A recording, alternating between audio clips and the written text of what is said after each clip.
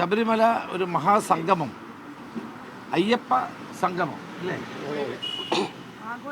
ആഗോള അയ്യപ്പ സംഗമം നടത്താനുള്ള ഗവൺമെൻറ്റിൻ്റെ തീരുമാനം, ഗവൺമെൻറ്റാണ് തീരുമാനം, ദേവസ്വം ബോർഡൊന്നുമല്ല. ദേവസ്വം ബോർഡൊക്കെ ഒരു പടം മാത്രമാണ്. അത് നടത്തുന്നതിന് മുമ്പ് കേരളത്തിൻ്റെ മുഖ്യമന്ത്രി ജനങ്ങളോട് മാപ്പ് പറയണം. ആചാര ലംഘനത്തിന് നേതൃത്വം കൊടുത്തത് പിണറായി വിജയൻ എന്ന കേരള മുഖ്യമന്ത്രിയാണ്.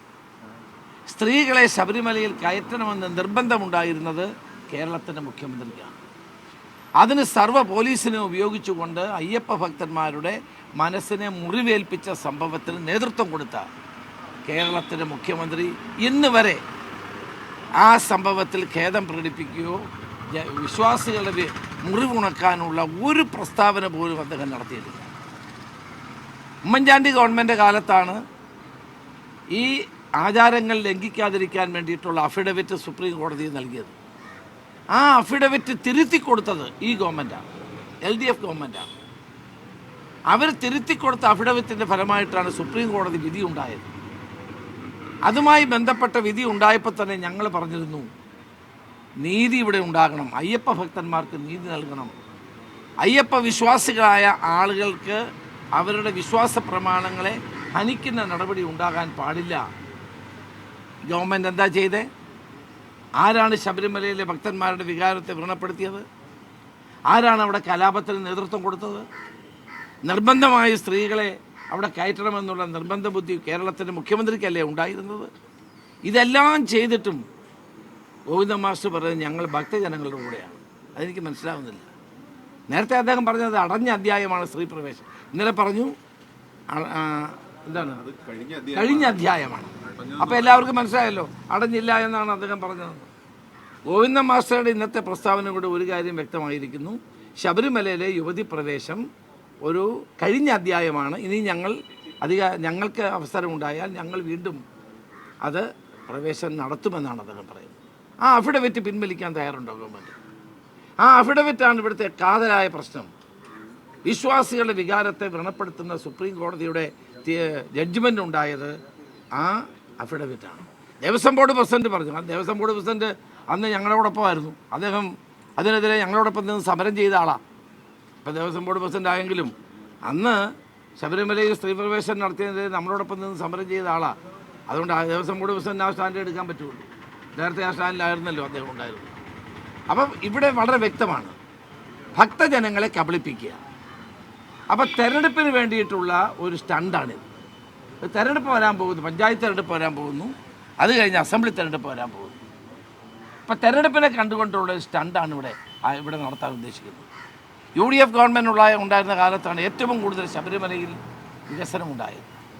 ഞാൻ അന്ന് MP ആയിരുന്ന കാലത്താണ് ഞാനും ഫ്രാൻസിസ് ജോർജും രാജഗോപാൽ, ഞങ്ങൾ 3 പേരാണ് കമ്മിറ്റിയെ നിയോഗിച്ചു. അന്നത്തെ സ്പീക്കർ ബാലയോഗി, ലോക്സഭാ സ്പീക്കർ കൊടുത്ത റിപ്പോർട്ടിൻ്റെ വെളിച്ചത്തിലാണ് വനഭൂമി അനുവദിച്ചത്. അതേ തുടർന്ന് ഉമ്മൻചാണ്ടി ഗവൺമെൻറ്റാണ് ഏറ്റവും കൂടുതൽ വികസന പരിപാടികൾ ശബരിമലയിൽ നടത്താൻ മുൻകൈയെടുത്തത്. ഈ ഗവൺമെൻറ് ഒന്നും ചെയ്തിട്ടില്ല. ശബരിമലയ്ക്ക് വേണ്ടി അവരെന്ത് ചെയ്തു? തന്നെയുമല്ല, മറ്റൊരു പ്രധാനപ്പെട്ട കാര്യം, അതിൽ പങ്കെടുക്കുന്നവരൊക്കെ പ്രിവിലേജ്ഡ് ക്ലാസ്സാണ്. അതെന്തൊരു ഏർപ്പാടാണ്? എന്താണ് പ്രിവിലേജ്ഡ് ക്ലാസ്? അയ്യപ്പനെ കാണാൻ വരുന്നതിൽ എന്ത് പ്രിവിലേജാണ്? എല്ലാവരും ഒരുപോലെയാണ്. ഒരു പ്രിവിലേജും അംഗീകരിക്കാൻ പറ്റില്ല. ഒരു പ്രിവിലേജ് കാർഡ് ആർക്കും സ്വീകരിക്കാനും പറ്റില്ല. അവിടെ വരുന്നവരെല്ലാവരും ഒരുപോലെയാണ്. അത് വലിയ ആളാണെങ്കിലും ചെറിയ ആളാണെങ്കിലും പണ്ഡിതനാണെങ്കിലും പാമരനാണെങ്കിലും ധനികനാണെങ്കിലും പാവപ്പെട്ടവനാണ്, എല്ലാവരും ഒരുപോലെയാണ് അവിടെ. അതാണ് അവിടുത്തെ പ്രത്യേകത. ജാതിയും മതവും ഇല്ല അവിടെ. ജാതിയും മതമൊന്നുമില്ല, ആർക്കും പോകാം. അപ്പം ലോകോത്തര മാതൃകയായ ശബരിമല അയ്യപ്പൻ്റെ സന്നിധാനത്തെ കലാപകലുഷിതമാക്കിയ CPM ഇപ്പം നടത്തുന്ന ഈ സംഗമം അതുകൊണ്ട് തന്നെ ജനങ്ങളോടുള്ള കബളിപ്പിക്കലാണ്, വിശ്വാസികളോടുള്ള വഞ്ചനയാണ്. ആ വഞ്ചന ജനങ്ങൾക്ക് പൂർണ്ണമായി ബോധ്യപ്പെടും.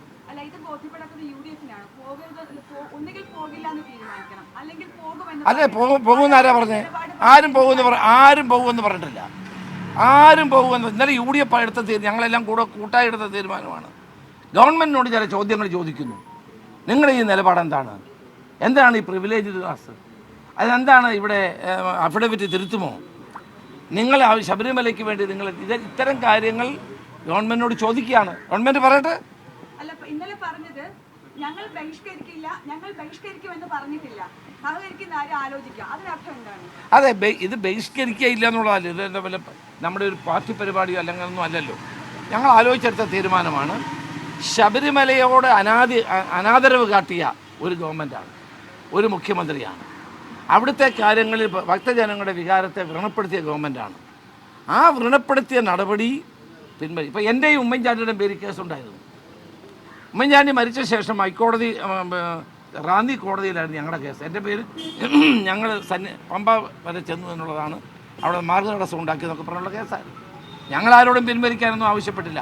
കോടതി തന്നെ കണ്ടെത്തി ഇതിനകത്ത് യാതൊരു സാങ്കത്യവുമില്ല, ഈ കേസ് നിലനിൽക്കില്ല എന്ന് റാന്നി കോടതി തന്നെ കണ്ടെത്തിയതാണ്. ഇപ്പോൾ യുഡിഎഫിന് ഇക്കാര്യത്തിൽ ഒരു വ്യക്തത വന്നിട്ടുണ്ടോ? ഇതിന്റെ ഭാഗമാകും, ഈ പരിപാടിയുടെ ഭാഗമാകും അന്ന് ഞങ്ങൾ എവിടെയെങ്കിലും പറഞ്ഞിട്ടുണ്ടോ ഈ ഭാഗമാകുമെന്ന്? ഞങ്ങൾ ഒരിക്കലും പറഞ്ഞിട്ടില്ല. ഇതൊരു ഇത് രാഷ്ട്രീയമായ സ്റ്റണ്ടാണ്. ഈ തെരഞ്ഞെടുപ്പ് മുന്നിൽ കണ്ടുകൊണ്ടുള്ള അത് പ്രതിപക്ഷ നേതാവ് വളരെ വ്യക്തമായി പറഞ്ഞല്ലോ. നിങ്ങൾ നിങ്ങളുടെ മുമ്പിൽ തന്നെ പറഞ്ഞ കാര്യമല്ലേ. ഞങ്ങൾ പറയുന്നത് ഇത് നടത്തുന്നവരുടെ ഉദ്ദേശശുദ്ധിയാണ്. ഒരു മിനിറ്റ് ഞാൻ പറയട്ടെ, ഒരു മിനിറ്റ് പങ്കെടുക്കുമെന്ന് ആരെങ്കിലും പറഞ്ഞു? ഇവിടെ ആരും പറഞ്ഞില്ലല്ലോ. അപ്പം ഞങ്ങൾ പറഞ്ഞത് എന്താണ്? ഞങ്ങൾ 3-4 കാര്യങ്ങൾ ഉന്നയിക്കുകയാണ്. ആ ഉന്നയിക്കുന്ന കാര്യങ്ങളിൽ ഗവൺമെൻറ് മറുപടി പറയണം. നാമദേവ ഘോഷയാത്ര നടത്തിയ ആയിരക്കണക്കിന് ആളുകളുടെ കേസുണ്ട്. എൻ്റെ ഉമ്മൻചാണ്ടിയുടെ പേരിൽ കേസുണ്ടായിരുന്നു. ഞങ്ങളാരും ആവശ്യപ്പെട്ടില്ല പിൻവലിക്കണമെന്ന്. ഞാൻ പറയട്ടെ, ഒരു മിനിറ്റ്. അത് പറയാം. അത് അവർക്ക് നമ്മുടെ സംസ്ഥാനത്ത് എല്ലാ മതസംഘടനകൾക്കും അവരുടെ പ്രവർത്തന സ്വാതന്ത്ര്യമുണ്ട്. ശബരിമലയുടെ കാര്യത്തിൽ പ്രത്യേകിച്ചും NSS ഏത് കാലത്തും ഒരു നിലപാടുകൾ സ്വീകരിക്കുന്ന പ്രസ്ഥാനമാണ്. ആ ശബരിമലയുടെ കാര്യത്തിൽ ഇവിടെ സൂചിപ്പിച്ചപ്പോൾ നാമധേയ ഘോഷയാത്രയ്ക്ക് ഉൾപ്പെടെ നേതൃത്വം കൊടുത്ത NSS ആണ്. അപ്പോൾ ശബരിമലയുടെ കാര്യത്തിൽ അവർക്കൊരു തീരുമാനം എപ്പോഴും ഉള്ളതാണ്. അതിനൊന്നും ഞങ്ങളാരും ചോദ്യം ചെയ്യുന്നില്ല. ഇവിടുത്തെ പ്രശ്നം എന്താണ്? ഈ പാവപ്പെട്ട ആളുകളുടെ എല്ലാവരുടെയും പേര് കേസെടുത്തിരിക്കുന്നു. എത്ര വർഷമായി? ഈ കേസ് പിൻവലിച്ചോ? ഉമ്മൻചാണ്ടിയുടെ എൻ്റെയും പേരിലുള്ള കേസ് റാന്നി കോടതി സ്വയം പരിശോധിച്ച ശേഷമാണ് ഇതിനകത്ത് യാതൊരു അടിസ്ഥാനവുമില്ല എന്ന് പറഞ്ഞ് തള്ളിക്കളഞ്ഞത്. ഇതുപോലെ ആയിരക്കണക്കിന് ആളുകളുടെ പേര് കേസുണ്ട്. അത് പിൻവലിച്ചിട്ടില്ലല്ലോ. അഫിഡവിറ്റ് പിൻവലിച്ചിട്ടില്ലല്ലോ. ഈ പ്രിവിലേജ്ഡ് ക്ലാസ് എങ്ങനെ ഉണ്ടാകുന്നു എന്ന് വ്യക്തമാക്കണ്ടേ? അപ്പോൾ ഇത് തെരഞ്ഞെടുപ്പിന് മുന്നിൽ കണ്ടുകൊണ്ടുള്ള ഒരു തെരഞ്ഞെടുപ്പ് സ്റ്റണ്ടാണ്. അതുകൊണ്ടാണ് ഞങ്ങൾ ഗവൺമെൻറ്റിനോട് പറയുന്നത്, നിങ്ങൾ ഇത്തരം കാര്യങ്ങളിൽ നിങ്ങളുടെ നിലപാട് വ്യക്തമാക്കുക. ഇന്നലെ ദേവസ്വം മന്ത്രി അതിനെ മുഴുവൻ തള്ളിക്കളഞ്ഞില്ലേ? ദേവസ്വം മന്ത്രി എന്താ പറഞ്ഞത്? അത് വേറെ ഇത് വേറെ. അതെങ്ങനെയാവുന്നത്? ശബരിമലയിൽ സ്ത്രീ പ്രവേശനം നടത്തിയ ആളുകൾ അതിൽ റിഗ്രറ്റ് ചെയ്യുന്നുണ്ടോ? അതിൽ ഞങ്ങൾക്ക് തെറ്റുപറ്റിപ്പോയെന്ന് പറയുന്നുണ്ടോ? അവർ ജനങ്ങളോട് പശ്ചാത്തലം ഇന്ന് വരെ കേരളത്തിൻ്റെ മുഖ്യമന്ത്രി ഇത് സംബന്ധിച്ച് ഒരക്ഷരം മിണ്ടിയിട്ടില്ല. ഇപ്പോഴും തന്നെ നിലപാടിൽ അദ്ദേഹം അന്നത്തെ നിലപാടിൽ തന്നെ നിൽക്കുകയാണ്. അല്ലെന്ന് പറഞ്ഞിട്ടില്ലല്ലോ. ആ വ്യക്തിയാണ് ഇവിടെ ശബരിമല ആഗോള സംഗമം നടത്തുന്നത്. അതാണ് ഇവിടുത്തെ പ്രശ്നം. അത് ജനങ്ങൾ മനസ്സിലാക്കും എന്നാണ് ഞങ്ങൾക്ക് പറയാം.